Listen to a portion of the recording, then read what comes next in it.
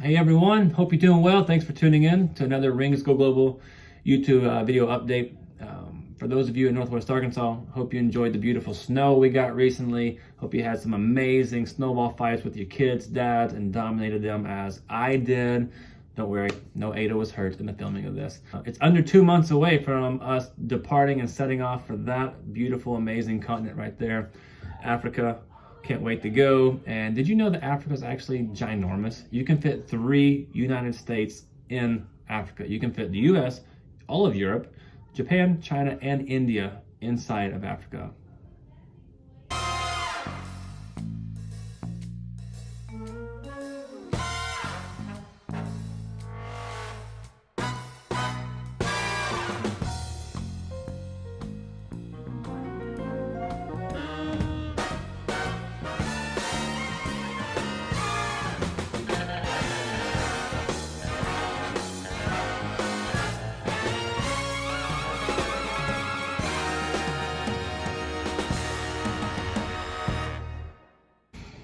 So some of you have been asking, hey Jared, how are you spending your time now that you're not working for the church? It's a great question. I'd love to answer it for you.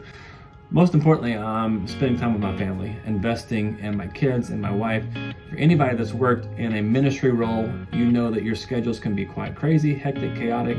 It's not a 9-to-5 job. And so I've been able to invest more time with my family.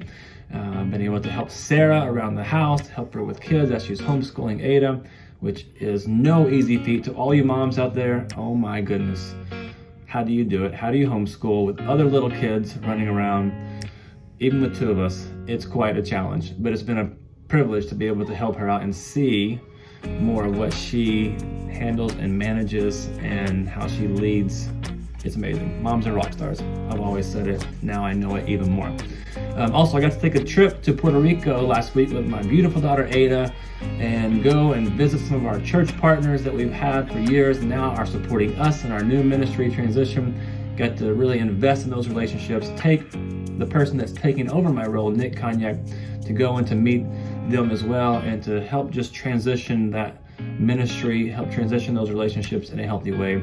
We had some great time hiking through the rainforest, visiting some places in the mountains, but most of all, we got to really just develop and strengthen some beautiful relationships of people that have become close, dear friends of ours. And to do it with my 7, soon to be 8-year-old daughter was an amazing experience.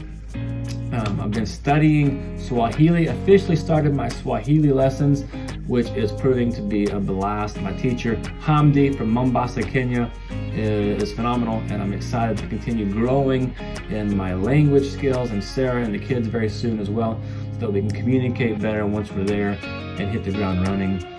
I've been taking a lot of calls with alongsидers that I'll be serving with, people around the world we've been meeting with, coordinators that serve in Africa and even around Asia and Europe.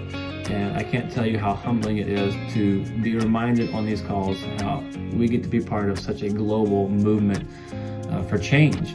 And it's not uncommon to have 4 continents represented and 10 countries represented on these calls. And I'm privileged and honored to walk with these team members as they change and grow and disciple their communities by simply loving and serving and walking alongside people. So it's been amazing to connect and learn more about alongsiders as they get ready to make the move. Also, been reading a lot about this idea, this concept called third culture kids. If you've ever lived and served abroad or had kids living and serving abroad, you've probably heard of it. For me, it was foreign. It's this idea that third culture kids, TCKs, are kids that grow up in one culture, passport country, for us it's the US, and also spend a significant part of their developmental years in another country. For us it will be Kenya this time. And so they're no longer fully identifying as an American citizen, and a lot of their thinking and beliefs after a time, they're no longer, well, they won't be Kenyan citizens, and they're thinking they're not African. They are a mesh of cultures. They're a third culture. And it's been really interesting to learn about how they process things, how they can mourn and grieve through the transition process.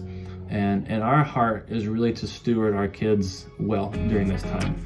Sarah and I have at least a decent understanding of what we're getting ourselves into from living and serving abroad, but we really want to parent well during this time and steward our kids' emotions as they They process the grief and loss of losing for them their entire world.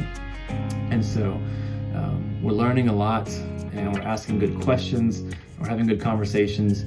There's also this concept of third culture kids that I think is applicable for us as followers of Jesus. Maybe we've grown up in one country and we have a culture and a belief system that's consistent with that.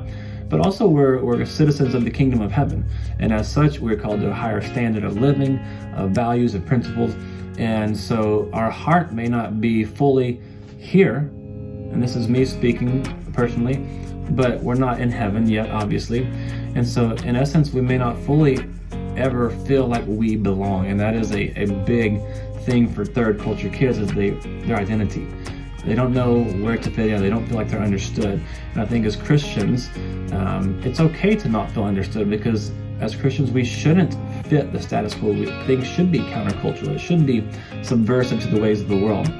And so I want to encourage you, I guess, if you're watching this and there are times where you feel like you don't fit in, or that you don't seem understood by those around you, maybe that's a good thing. Maybe that's how God designed us, to not be following the status quo always. We're called to be living to a higher standard and represent a higher cause. So it's all right to feel like you don't belong. It's all right to feel like you don't fit in, because the truth is our identity is not in this world or what the world says of us. It's in what Christ says of us. So maybe that's something encouraging to somebody. If not, I encourage myself, and that's okay. Anyway, we love you. We thank you for tuning in. Thanks for following. Again, thanks to everyone for your support, for your prayers, for your encouraging words. For those of you that have invested and partnered with us, man, we could not do this without you. We love you. God bless you. And I'll see you next time on The Rings Go Global. Bye.